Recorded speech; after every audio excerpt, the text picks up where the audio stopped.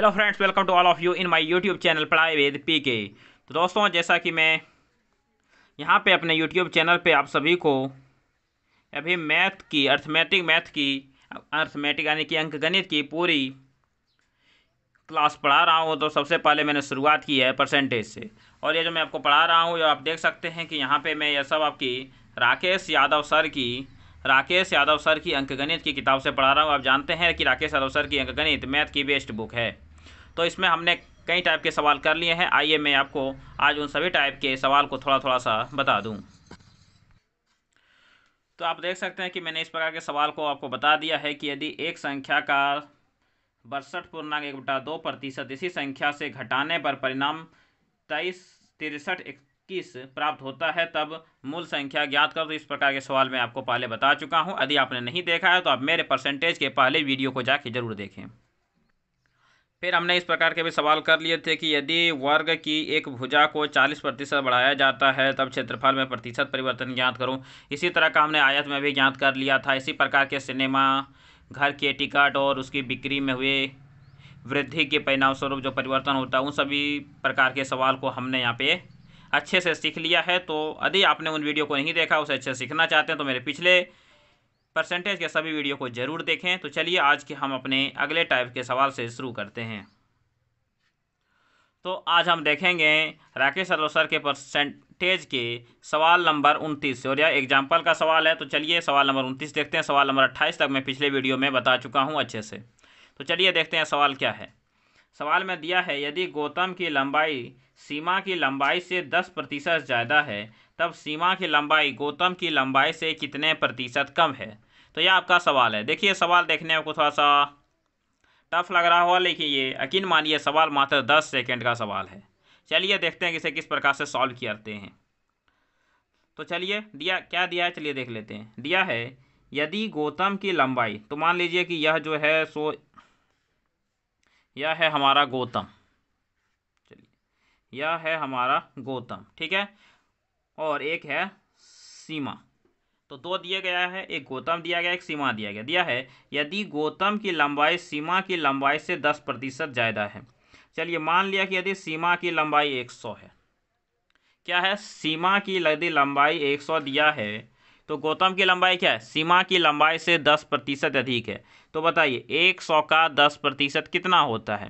तो आपसे बोलेंगे सर 100 का 10% हमारा होता है 110। 100 का 10% होता है 10, यानी कि यदि सीमा की लंबाई 100 है तो गौतम की लंबाई कितनी होगी, 110 होगी।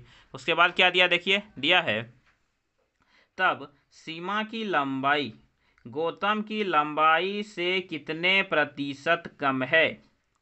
सीमा की लंबाई गौतम की लंबाई से कितने प्रतिशत कम है, चलिए देख लेते हैं। देखिए कितना कम है, तो गौतम की लंबाई है आपकी 10, सीमा की लंबाई 100, तो कितना कम है, बोलेगा सर 10 कम है। कितना कम है, 10 कम है। तो यहाँ हो गया हमारा 10, ठीक है। चलो, तो कम दिया तो मैंने बोला था जो भी दिया है उसे लिख लेना है। और पहले जितना था, तो पहले कितना था, तो पहले था हमारा गौतम का 110, तो बटा हो जाएंगे 110 गुने 100 हो जाएंगे, ठीक है। तो क्या दिया है कि कितनी कम है, 10 कम है। पहले कितना था, 110 था, गुने क्या करने हैं आपको, तो गुने आपको यहाँ पे करने हैं 100। क्यों, क्योंकि इसको हम लोग प्रतिशत में बदल रहे हैं, ठीक है। तो चलिए 10 से तो 10 हमारे कैंसिल हो गए।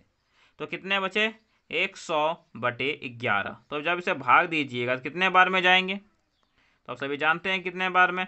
तो 99, हाथ में बचा 1/11, यानी कि 9.1/11% जो है वह सीमा की लंबाई गौतम की लंबाई से क्या है, कम है। तो सीमा की लंबाई गौतम की लंबाई से 9.1/11% कम है। मुझे लगता है कि यह सवाल आपको अच्छे से समझ में आ गया होगा और आप इस सवाल को आसानी से इसी तरह से सॉल्व कर पाएंगे, ठीक है। चलिए इस पे मैं एक सवाल और ले लेता हूँ ताकि आपको इस पे कोई कन्फ्यूज़न नहीं रहे। देखिए मैं इसे इसी तरह से लेता हूँ, कोई सवाल लिखूंगा नहीं डायरेक्ट। देखिए क्या मैं बोलता हूँ, देखिए दिया है कि यदि राम की या यू यदि राम की आयु मोहन की आयु से, यदि राम की आयु मोहन की आयु से 10% कम है, तो बताइए किससे कम है? तो मोहन से। तो मोहन की आयु मैंने मान लिया 100, तो राम की आयु 10% कम है, यानी कि राम की आयु कितनी हो जाएगी? 90। तो आपको बताना है कि मोहन की आयु राम की आयु का कितना प्रतिशत अधिक है। सवाल आपको समझ में आया कि यदि राम की आयु मोहन की आयु से 10% क्या है? 10% कम है, तो आप बताइए कि मोहन की आयु राम की आयु से कितने प्रतिशत अधिक होगी। सवाल समझ में आ गया होगा। तो मोहन की आयु हमारी यदि 100 है तो राम की आयु हो जाएगी हमारी 90। अब बताइए कितना का अंतर है होगा? तो बोलेगा सर 10 का अंतर है। 10 क्या है? ये अधिक है, तो 10 ये अधिक है, ठीक। और पहले जिससे निकाल उसका कितना था? पहले 90 था, पहले 90 था, गुने 100 हो गए, तो 0 से 0 कट गए, तो 91, 99, 1/9% यहाँ पे आ गया आपका आंसर। तो अब मुझे लगता है कि अब आप इस सवाल को अच्छे से समझ गए होंगे और अच्छे से इसे बना सकते हैं। और यदि आपको यह सवाल अच्छे से समझ में नहीं आया है तो वीडियो को दोबारा देखें। उसके बाद भी यदि सवाल आपको समझ में नहीं आता है तो डिस्प्ले पे मेरा व्हाट्सअप और टेलीग्राम नंबर दिया गया है, आप वहाँ से मैसेज करके अपना डाउट पूछ सकते हैं, ठीक है। तो चलिए अब हम अगले सवाल पे बढ़ते हैं। तो हमारा अगला सवाल आने के सवाल नंबर 30 क्या दिया है? देखिए दिया है, दो संख्याएं एक तीसरी संख्या से क्रमशः 30% तथा 40% ज़्यादा हैं, तब पहली संख्या दूसरी संख्या का कितने प्रतिशत हैं? इस प्रकार के सवाल मैंने पिछले वीडियो में इस प्रकार के 2 सवाल बताए हैं। यदि आपने उस वीडियो को देखा है तो आप इस सवाल को चंद सेकंड में बना सकते हैं, और यदि नहीं देखा तो चलिए सवाल आ गया है तो इसे मैं फिर से यहाँ पे एक बार आपको बताता हूँ। तो देखिए ऐसे सवाल में हम सबसे पहले हम क्या करते हैं, तो देखिए आपको यहाँ पे बोला है कि तीसरी संख्या से 30% 40% अधिक है, दो अन्य संख्याएं। तीसरी संख्या के बारे में आपको कुछ नहीं दिया गया है, तो यदि ये हमारी है पहली संख्या, यह है हमारी दूसरी संख्या और यह है हमारी तीसरी संख्या, तो मैंने मान लिया कि हमारी तीसरी संख्या कितनी है? 100 है। फिर क्या दिया है कि दो संख्याएं एक तीसरी संख्या से क्रमशः 30% और 40% ज़्यादा हैं। तो बताओ तीसरी संख्या यदि 100 है तो पहली संख्या उससे 30% या अधिक है, यानी 100 का 30% 30, तो 100 + 30 130। मैंने क्या बताया था? जितना प्रतिशत ज़्यादा दिया रहे उतना जोड़ दो, जितना प्रतिशत कम है उतना घटा दो, तो ज़्यादा है जोड़ दिया, तथा 40%, तो 100 और 40 हो गए हमारे 140। यहाँ तक कोई दिक्कत कोई समस्या नहीं। चलिए आगे देखते हैं। दिया है तब पहली संख्या दूसरी संख्या का कितने प्रतिशत है? किसके बारे में बोल रहा है? पहली संख्या के बारे में। तो मैंने क्या बताया था? जिसके बारे में बोले उसे रख दो ऊपर में। किससे पूछ रहा है?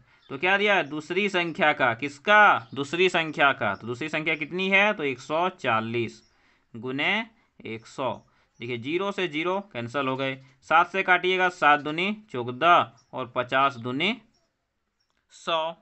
अब क्या करेंगे? गुना करेंगे, 13 × 5 = 65 और 0 650, नीचे हो गए 7। चलिए भाग दीजिए, तो 7 × 8 = 56, 7 × 9 = 63, तो हाथ में बच्चा तो हो गया 2, यानी कि 20, तो 7 दूनी 14, ठीक है। तो 20 में 14 चले गए, कितने बचे? तो बोले सर 6 बचे, और यहाँ पे नीचे है हमारा 7, तो आंसर क्या हो गया? 92.6/7%। तो चलिए सवाल आपको अच्छे से समझ में आया होगा ऐसा मुझे लग रहा है। नहीं आया है तो आप वही कीजिए, वीडियो को दोबारा देखिए। फिर भी समझ में नहीं आता है तो डिस्प्ले पे मेरा व्हाट्सअप और टेलीग्राम नंबर दिया गया है, आप वहाँ से मैसेज करके हमसे डाउट पूछ सकते हैं। तो चलिए अगले सवाल को देखें।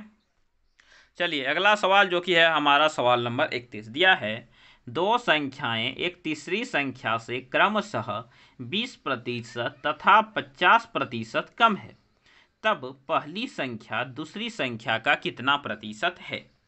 देखिए पिछले सवाल में यहाँ पे हम उससे क्या दिया था? जो ज़्यादा वाला था वह दिया था, यहाँ पे दिया है कि जो कम है वह दिया है। चलिए इसे सॉल्व करते हैं। देखिए यहाँ पे आपको तीसरी संख्या के बारे में कुछ भी बोला गया है नहीं, तो यदि यह हमारी तीसरी मान लिए, यह हमारी दूसरी हो गई और यह हमारी पहली हो गई। तीसरी के बारे में कुछ नहीं बोला है तो 100। फिर क्या बोला है, दो संख्याएं क्रमशः कम हैं, तो पहली 20% कम है, यानी कि 100 में कितना घटाना है 20, कितने आ गए 80। दूसरी 50% कम है, यानी कि 100 में कितने घटाने हैं 50, तो कितने बच गए 50। ठीक है। फिर क्या दिया, पहली संख्या दूसरी संख्या का, किसका पूछ रहा है पहली संख्या, तो पहली संख्या कितनी है 80। किससे पूछ रहा है, तो दूसरी संख्या का, किसका दूसरी संख्या का, तो दूसरी संख्या कितनी है 50 गुने 100, तो 50 दूनी कितने होते हैं, तो 50 दूनी होते हैं आपके 100। फिर 80 दूनी 160, तो कितने प्रतिशत आ गए, तो आपका आंसर आ गया सर या 160% है। तो पहली संख्या दूसरी संख्या का कितना प्रतिशत है, तो पहली संख्या दूसरी संख्या का 160% है। और आपको यह सवाल समझ में आ रहा होगा क्योंकि इस पर मैं 3 से 4 सवाल बता चुका हूँ। तो चलिए इसके आगे के सवाल को देखते हैं, जो कि है हमारा सवाल नंबर 32। तो चलिए देखिए सवाल नंबर 32 क्या बोल रहा है, पढ़िए। एक पुस्तकालय में 30% किताबें हिंदी भाषा में हैं, शेष किताबों का 40% फ्रेंच भाषा में है तथा शेष किताबों का 60% स्पेनिश भाषा में है। शेष बची 8400 किताबें अंग्रेजी भाषा में हैं। पुस्तकालय में कुल कितनी पुस्तकें हैं। चलिए एक चीज़ हमें बताइए, क्या वह यह बताइए कि मान लीजिए कि हमारे पास अभी 100 किताबें हैं, हमारे पास अभी 100 किताबें हैं, कितनी बोली 30% किताबें बोली हिंदी भाषा में। तो बताइए 100 में यदि 3 हिंदी भाषा की 30 हिंदी भाषा की किताबें हो गई तो हमारी पास शेष कितनी किताबें बची, 70 किताबें बची। शेष कितनी किताबें बची, 70 किताबें बची। यानी कि यदि हमें शेष का प्रतिशत भी निकालना हो तो हम क्या करेंगे, तो हम 100 में जितना प्रतिशत पहले दिया गया है उतने प्रतिशत को यदि हम घटा दें तो हमें शेष का प्रतिशत मालूम हो जाएगा। तो चलिए इसे मैं 2 तरीक़ा से यहाँ आप सभी को बता रहा हूँ ताकि इस प्रकार के सवाल को आप अच्छे से समझ सकें, क्योंकि इस प्रकार के सवाल में थोड़ा कैलकुलेशंस अधिक होते हैं, इसीलिए मैं इसे 2 तरीक़ा से बताता हूँ। आपको जो मेथड अच्छा लगे आप उस मेथड को फॉलो कीजिए, इसे दोनों मेथड अपने आप में बेस्ट हैं। ओके, तो चलिए देखते हैं। बताइए सवाल में क्या है, एक पुस्तकालय में 300 किताबें हैं। मान लिए कि पुस्तकालय में कितनी किताबें हैं x, कितनी किताबें हैं x से, ठीक है। 30% किताबें हिंदी में हैं, तो बताइए 30% तो किताबें हिंदी में हैं, बची कितनी 70%। तो जितनी बची आपको उतने लिखने हैं 70%। तो प्रतिशत की जगह पे आपको पता है क्या देते हैं, बटा 100 देते हैं। तो x गुने 70/100 यहाँ पे हो गए। ओके, फिर है देंगे गुना, फिर दिया शेष किताबों का 40% फ्रेंच भाषा में है। बताइए 100 किताबें हैं, 100 किताबों में यदि 40 फ्रेंच में है तो अन्य में कितनी होगी, तो अन्य में कितनी होगी 60 होगी। यानी कि क्या करेंगे, जब भी हमें शेष निकालना हो माइनस करेंगे 100 में से। तो बताइए, तो फ्रेंच किताबें 40% होने यदि हो गई तो कितनी किताबें बची, 60% बची। प्रतिशत के लिए बटे में 100 देंगे, ठीक है। चलिए फिर देंगे गुने, क्या बोल रहा है, तथा शेष किताबों का 60%, शेष किताबों का 60%। तो 60 तो 100 में 60 कितने बच गए, तो बच गए आपके 40। प्रतिशत के लिए बटे में 100, ठीक है। का 60% स्पेनिश भाषा में है। शेष बची किताबें कितनी हैं, तो देखिए यहाँ पे जो ये हमारा आया शेष किताब का आया, तो शेष कितनी किताबें दी गई हैं कि शेष जो बची किताबें हैं वह हमारे पास 8400 किताबें हैं। और यह किस भाषा में है, अंग्रेजी भाषा में। ऐसे देखिए हमें पूछा गया है कि कुल कितनी किताबें हैं, हमें नहीं पूछा गया किस भाषा की कितनी किताबें, इसलिए उसकी कोई ज़रूरत नहीं है। सिर्फ आप यहाँ पे देखिए कि बोला गया था कि 30% किताबें हिंदी में हैं और दिया था शेष किताब का, तो 30 का शेष कितना हो गया 70 हो गया, तो 70/100 गुने, फिर दिया था 40% किताबें फ्रेंच भाषा में है, फिर दिया था शेष किताबों निकालने का, तो 40 का शेष कितना होता है 60 होता है, तो 60/100 गुने, फिर बोला था 60% स्पेनिश भाषा में हमें शेष बची किताबों का निकालना है। तो शेष बची किताबें कितनी हो गई 8400, शेष बची 60 थी, 60 में शेष कितना बच गया 40/100, और ये किसके बराबर दिया है तो यह आपके 8400 के बराबर दिया है। बस आपका हो गया, इसे सॉल्व कर दीजिए, आपका आंसर आ जाएगा। कैसे, देखिए 0 से 0 कैंसिल हो गए, 0 से 0 कैंसिल हो गए, 0 से 0 कैंसिल हो गए। यहाँ तक कोई दिक्कत कोई समस्या नहीं होनी चाहिए। चलिए हमें निकालना है x का वैल्यू। इधर कितने हैं तो इधर हमारे पास 8400 हैं, ठीक है। देखिए इधर जो भाग में हैं वह उधर जाके किस में बनेंगे तो बोलेगा सर इधर भाग में है तो उधर जाएंगे, हो जाएंगे आपके गुने में। तो 8400 इधर देखिए 10 10 और 10 तो कितने हो जाएंगे 10 गुने 10 गुने 10। और देखिए इधर जो गुने में है वह या कहाँ पे आ जाएंगे तो बोलेगा सर वह हमारे भाग में आ जाएंगे, यानी कि 7 गुने 6 गुने 4। ठीक है, यहाँ तक कोई दिक्कत कोई समस्या आप लोगों को नहीं होनी चाहिए। अब यहाँ पे 8400 है तो देखिए यदि हम 7 से काटें तो 7 से 84 कटेंगे क्या, बोलेगा हाँ सर कट जाएंगे। 7 एकम 7, 7 दूनी 14, कितने बार में कटे 12 बार में, और 2 जीरो हमारे पास पहले से हैं। ठीक है, अब बताइए कि यदि मैं 6 से इसे काटूं तो कितने बार में कटेंगे तो बोलेगा सर यह आपके 600 बार में कटेंगे। कितने बार में कट गए 600 बार में कट गए। ठीक है, चलिए अब देखिए यहाँ पे 4 है और 4 से यदि मैं 600 को काटूं तो 4 एक कम 4, 2 बचे 20, 5 चौके 20, कितने कटे 150 बार में कटे। तो अब हमें क्या करना है, इसे गुना कर देने, तो गुना कीजिए। यहाँ पे आपके 15 हैं, कितने जीरो 1 2 3 और 1 4 जीरो, 1 2 3 और 1 4 जीरो। तो बताइए टोटल कितनी किताबें थीं, तो टोटल जो पुस्तकें थी कितनी हो गई 1,50,000 टोटल पुस्तकें थी। तो देखिए इस प्रकार के सवाल, इसी तरह से आपको इन सवालों को सॉल्व करने होते हैं। ठीक है, तो चलिए अब मैं बताता हूँ दूसरा मेथड जिसके बारे में बात कर रहा था। क्या है दूसरा मेथड, चलिए आइए देखते हैं। तो चलिए दूसरा मेथड बताते हैं। देखिए यहाँ पे आपको कितने दिए गए थे, पहले सर हमें 30% दिए गए थे, तो 30% का भिन्न कितना होता है तो आप सभी जानते हैं 3/10 होते हैं। ठीक है, यानी कि यदि हमारे पास अभी 10 किताबें हैं तो 3 तो थी हमारी हिंदी की, तो कितनी बच गई 7 बच गई, कोई दिक्कत नहीं। 40%, 40% का भिन्न कितना होता है तो बोलिएगा सर 40% का भिन्न तो आप बताए हैं 2/5 होता है। यानी कि यदि अभी हमारे पास 5 हैं तो शेष कितनी बची, तो शेष हमारे पास 3 बची, क्योंकि 2 इसमें क्या हो जाएगी घट जाएगी, शेष निकालना है, इसमें 3 घट जाएगी क्योंकि हमें यहाँ पे शेष निकालना है। फिर दिया है 60% है, तो 60% का भिन्न कितना होता है तो बोलेगा सर ये तो हमारा 3/5 होता है 60% का भिन्न। ठीक है, तो चलिए, तो यानी कि यदि हमारे पास 5 है तो देखिए यहाँ पे क्या हो गया 3 कम हो गया, यानी कि कितने बची 2 बची, तो यह हो गई हमारे यहाँ पे। बस इतना आसान सा। अब आपको क्या करना है, इधर को इधर से गुना कीजिए, इधर को आप इधर से गुना कीजिए। चलिए करते हैं, तो 5 25, 25 गुने 10 हो गए आपके 250, कोई दिक्कत नहीं।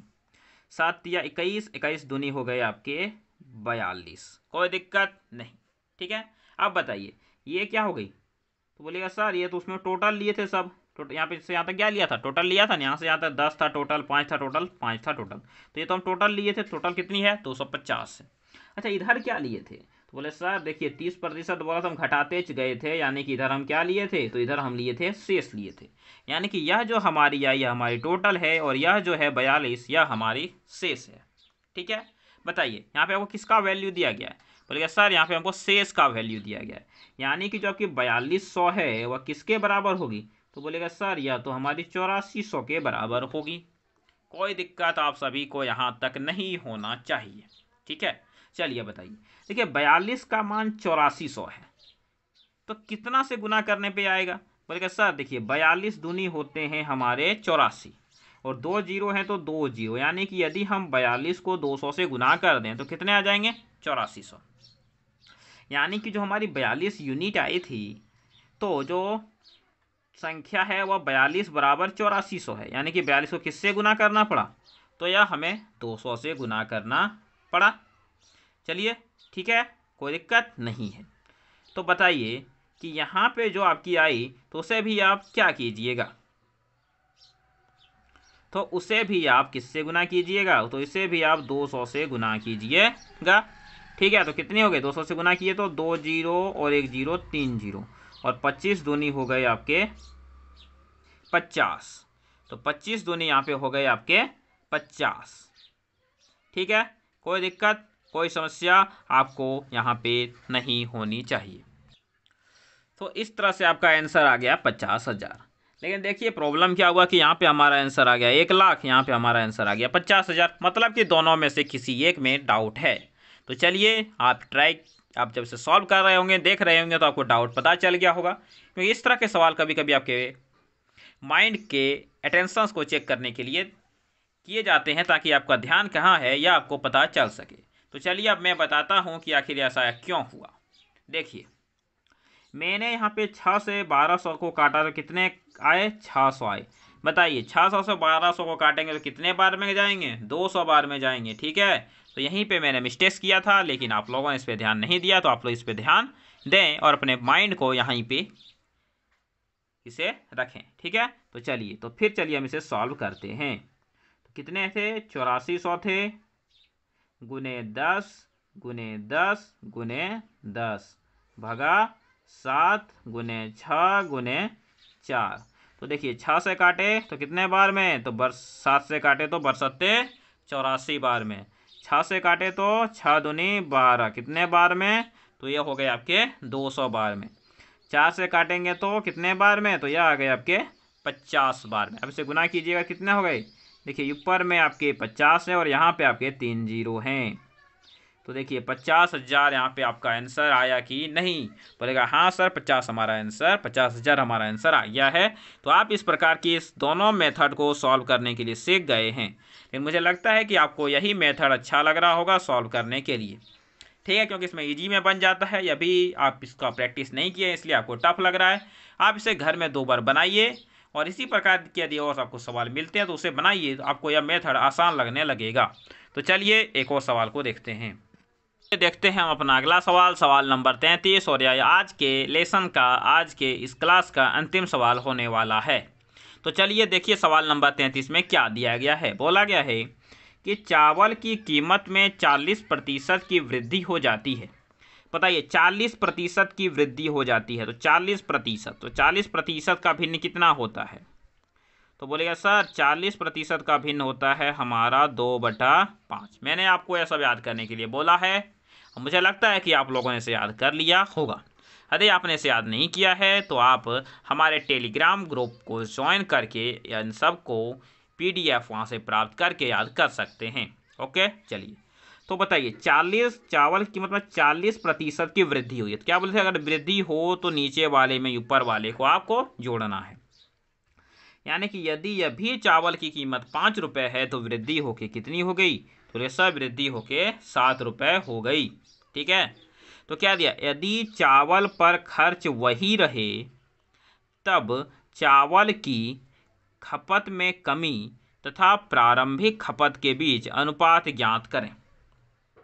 क्या बोला कि ठीक है, चावल का कीमत यानी कि चावल की दाम तो बढ़ गई, लेकिन यदि हम पहले 100 रुपया का चावल खरीदते थे तो अभी भी हम 100 ही रुपया का चावल खरीदेंगे, ज़्यादा रुपये का चावल नहीं खरीदेंगे। तो तुम बताओ कि अभी हमको चावल को कितना कम खरीदना पड़ेगा, क्योंकि दाम बढ़ा तो चावल तो हमको कम खरीदना ही पड़ेगा, क्योंकि हम उतना ही रुपये का खरीदना चाहते हैं। ठीक है, तो यही बोला कितना कम खरीदना पड़ेगा।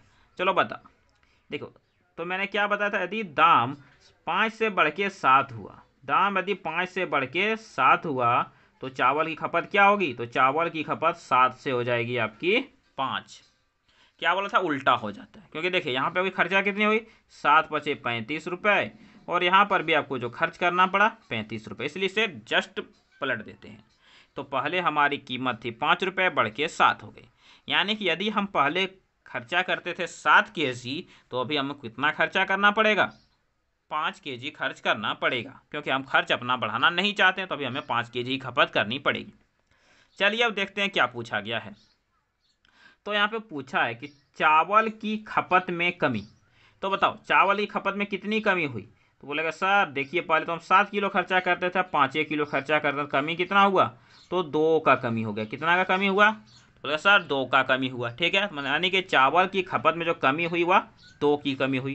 तथा प्रारंभिक खपत, बताओ प्रारंभिक खपत कितनी थी, तो पहले 7 केजी खत्म होता था, तो अनुपात पूछा है तो कितना हो जाएगा, 2 कमी हुआ, पहले 7 खर्च होता था, तो अनुपात हो गया हमारा 2:7। तो क्या आप इस प्रकार के सवाल को आसानी से इस प्रकार से नहीं बना सकते हैं? जी बिल्कुल बना सकते हैं, बस ज़रूरत है आपको प्रैक्टिस करने की। आप प्रैक्टिस कीजिए, हमारे पूरे वीडियो को देखिए और हम जो भी होमवर्क दें उसे कंप्लीट कीजिए। आप देखिएगा कि मैथ को आप चुटकियों में बना पाएंगे, क्योंकि मैथ, अर्थमेटिक मैथ चुटकियों का ही सवाल है। बस ज़रूरत है आपको सवाल को समझने की और इसे अच्छे से बनाने की और प्रैक्टिस को आगे रखने की। यदि आपकी कैलकुलेशन फास्ट है, आपके कंसेप्ट क्लियर हैं, तो आप सवाल को बहुत ही आसानी से सॉल्व कर सकते हैं। तो चलिए आज के वीडियो को यहीं एंड करते हैं, लेकिन वीडियो समाप्त करने से पहले आप सभी को से रिक्वेस्ट करते हैं कि यदि आप हमारे चैनल पे नए हैं और फिर यदि आपने हमारे चैनल को अभी तक सब्सक्राइब नहीं किया है, तो प्लीज़ हमारे यूट्यूब चैनल पढ़ाई विद पीके को जरूर सब्सक्राइब करें, क्योंकि यहाँ पे आपकी पूरी तैयारी, आपकी पूरी प्रेशंस को ज़बरदस्त तरीके से कराई जाएगी, जो कि आपके लिए बहुत ही हेल्पफुल होगी। और यह सभी चीज़ें आपको मिल रही हैं बिल्कुल फ्री ऑफ कॉस्ट।